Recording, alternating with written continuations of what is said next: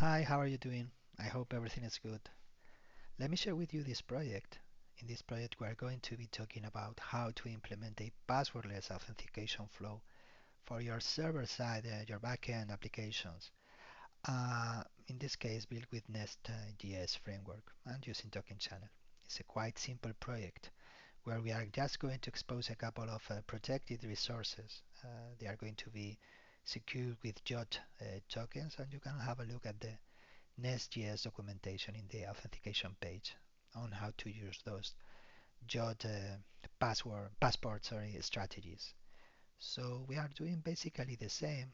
We are going to protect a couple of endpoints with those JOT strategies. So the job is just about providing a authentication flow so the user can fetch valid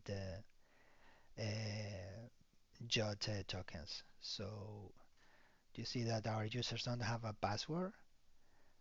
So let's start running the server. In order to run the server, we just need to provide the TokenChannel API key, so the challenge and verifications can be requested.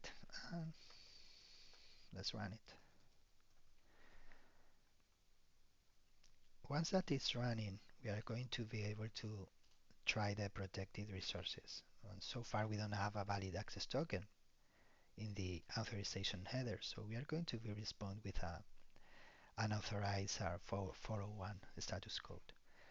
So we are going to require the user to provide an identifier so we can challenge the user. We can send a one-time password token.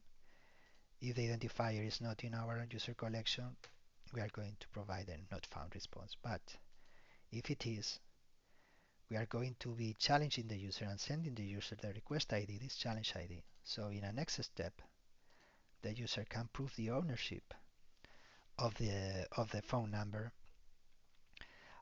providing a code attached to that challenge ID. If the code is invalid, we are going to provide a 400 response, and if we exceed the max number of attempts, we are going to inform the user to, okay, start again. You need to start a new authentication flow. So let's try a new one. Let's pick the challenge ID. Now it's time to send a valid one-time password token. Okay, the user received the token and is sending the valid one. Because we are developing and integrating, we don't want to spend money in the process. So TokenChannel is providing an endpoint where we can programmatically retrieve the valid token, one-time password token that is attached to a given challenge ID. So this is the one.